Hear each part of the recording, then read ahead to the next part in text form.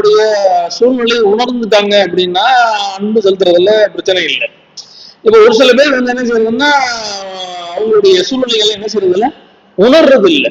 அப்ப உணராம அவங்க இருக்கிறப்ப அவங்க மேல மேலும் மேலும் அன்பு செலுத்திட்டே இருக்கும்போது அந்த அன்பு செலுத்துறவங்க மேல அவங்க பிரச்சனையை உட்படுத்திக்கிட்டே இருந்தாங்க அப்படின்னா எத்தனை நாளைக்கு அவங்க வந்து அன்பு செலுத்த முடியும்? இப்படி ஒரு பிரச்சனை இருக்குல்ல, இருக்கிறது போயிடும். இப்ப இந்த இடத்துல வந்து நம்மளுக்கு ஆவி அந்த இடத்துல என்ன ஆயிருது, இந்த மனுஷன் இப்படி பண்றாரே அப்படின்னு சொல்லி நம்ம யோசிச்சு நம்ம அந்த இடத்துல என்ன செய்யணும், ஆவி இழக்கிற மாதிரி ஒரு சூழ்நிலைக்குள்ள நம்ம என்ன செஞ்சிடும், போயிடும். அப்ப இப்படிப்பட்ட இடத்துல தேவன் நம்மளுக்கு என்ன சொல்றாரு அப்படின்னு சொல்லி கேட்டீங்க அப்படின்னா, நீங்க ஆவிக்குயே இழக்கணும்ன்ற மாதிரி சூழ்நிலை வரும்போது அப்படிப்பட்ட ஒரு மனுஷனுடைய அன்பு நம்மளுக்கு தேவையில்லைன்னு ஆண்டவர் என்ன செய்யறாரு சொல்றாரு. சோ முதல்ல உங்களுக்கு தேவையான விஷயம் என்ன இருக்கு, தேவனுடைய ஆவிதான் நம்மளோட வாழ்க்கைக்கு முக்கியமான விஷயம்.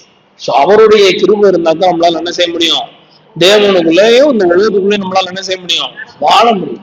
அப்ப ஒருத்தவங்க மேல நம்ம அன்பு வச்சு அவங்க வழிநடத்தணும்னு நம்ம முயற்சிக்கும் போது அவங்க அதை வந்து பயன்படுத்த தெரியாம நம்மளை வந்து மேலும் மேலும் பிரச்சனைகளை உட்படுத்தும் போது நம்ம அவங்க வாழ்க்கையை குறித்து நம்ம யோசிச்சு நம்ம என்ன செஞ்சிடறோம், நம்ம ஆவி அடைந்துடும்.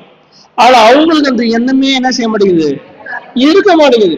அவங்க செய்யறதுக்கு செய்யறாங்க, என்ன செஞ்சுட்டே இருக்காங்க, அவங்க பண்ற மீறுதல்ல என்ன செஞ்சுட்டே இருக்காங்க, பண்ணிட்டு தான் இருக்காங்க. உதாரணத்துக்கு தண்ணி அடிக்கிறவர் தண்ணி அடிச்சுட்டு தான் இருக்காரு, கணவர் பொண்டாட்டியை வந்து என்ன செய்யறாரு, புறம் கொடுத்தல் சொல்லிட்டு தான் இருக்காரு, மனைவி என்ன செய்யுது, கணவர் இப்படி செய்ய மாட்டாரு, என்னை வந்து ஆசை நிறைவேற்ற மாட்டாரு, என்னுடைய சிந்தனைகள்லாம் என்ன, என்னுடைய குடும்ப வாழ்க்கைக்குள்ள இருக்கக்கூடிய பிரச்சனைகள் என்னங்கிறத அவர் புரிய மாட்டாரு, இவர் புரிய மாட்டாரு, இவங்க சொல்றாங்க. ஆனா ஒருத்தவங்க வெளியே இருந்து அவங்களுக்கு உதவுறாங்க அப்படிங்கிற எண்ணம் அவங்களுக்கு என்ன செய்ய மாட்டேங்குது, புரியவே மாட்டேங்குது. அப்ப இப்படிப்பட்டவங்களுக்கு உதவும் போது ஆண்டவர் என்ன சொல்றாரு அப்படின்னா, ஒருத்தருக்கு நீங்கள் உதவக்கூடிய விஷயங்களை அவர்கள் உணராதிருந்தார்கள் என்றால் அவர்களுக்கு நீங்கள் உதவுவது என்பது விருதா. அப்படிப்பட்ட உங்களையுமே ஆண்டவர் என்ன சொல்றாரு அப்படின்னா, பாவம் செய்யறீங்கன்னு சொல்றாரு. உங்களுடைய நேரத்தையும் உங்களுடைய காலத்தையும் நீங்க என்ன செய்றீங்க, விரயமாக்குறீங்கன்னு சொல்றாரு. சோ அப்படிப்பட்ட மனிதர்கள் உங்க வாழ்க்கையை விட்டு என்ன செய்ய பாருங்க, அகற்ற பாருங்க. சரிங்களா? சோ இது